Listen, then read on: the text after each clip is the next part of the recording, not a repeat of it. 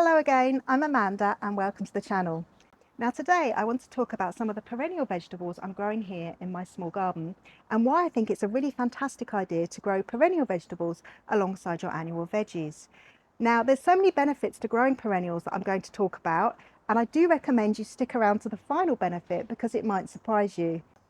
I'm here then next to my perennial kale. Well, the one on the far end here is definitely a kale. This one I got off eBay and it's a bit of a mystery plant. It was meant to be perennial spinach, but it's definitely not that. So I suspect it's just a different variety of perennial kale.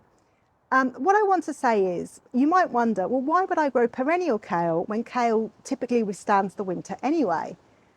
Well, what I notice is that the perennial kales are a lot more resilient than your annual kale.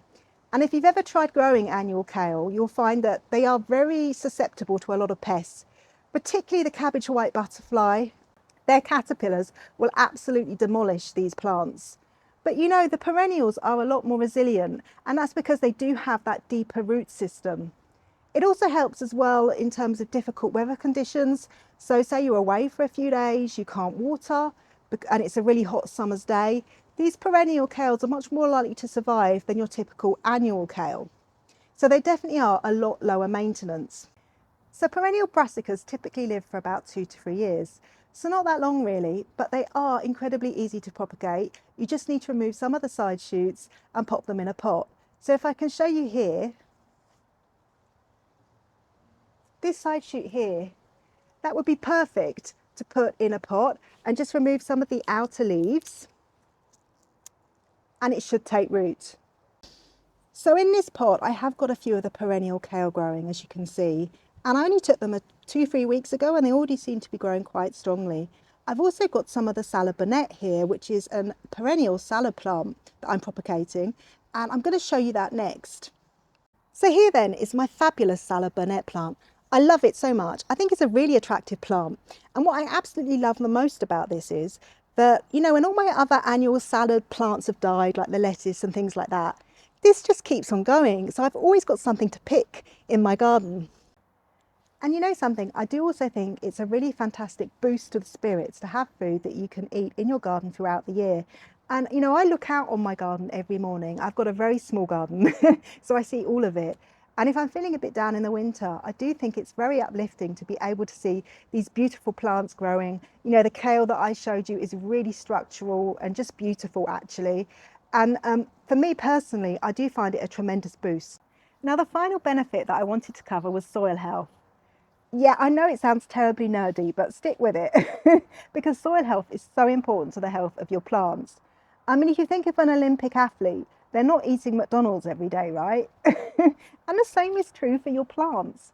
Now, why are perennial vegetables so good for soil health? A couple of reasons. The first is because they're so deeply rooted. Obviously, they're helping to anchor the soil in place, particularly through, you know, the winter season when we get all of that wind and rain and, you know, soil erosion and nutrient loss could be a very real thing. So what is the other benefit then to plant roots? Now, this is the thing that really surprised me. I've always believed that plant roots just take nutrients from the soil, but they don't really give anything back. But actually, that isn't true. Plant roots are giving out something called exudates, and these are basically waste materials, so leftover proteins, carbohydrates, starches, things like that. And that then goes into the soil. And of course, in nature, nothing goes to waste, right? So the soil organisms are using those materials and they're kind of feeding off them. Now, when you understand this whole process is going on, you want to keep those organisms in the soil happy, right? Because they also help to break down materials and make nutrients available to your plants. So yeah, I think therefore it's a really great idea to have things growing in your garden all year round, just to keep this process ticking over. So that then is a quick look at some of the perennial vegetables that I'm growing in my garden and what I think the benefits are. Now, if there's any benefits you think that I've missed, do drop me a note in the comments section. I'd love to hear from you. I'd also love to hear if you've got any other recommendations of perennial vegetables you think I should be growing, because I would really love to add to the collection. As always, if you've enjoyed this video, please do like, and if you haven't subscribed to the channel yet, now is the time. But anyway, thank you so much for watching, and until next time, bye bye.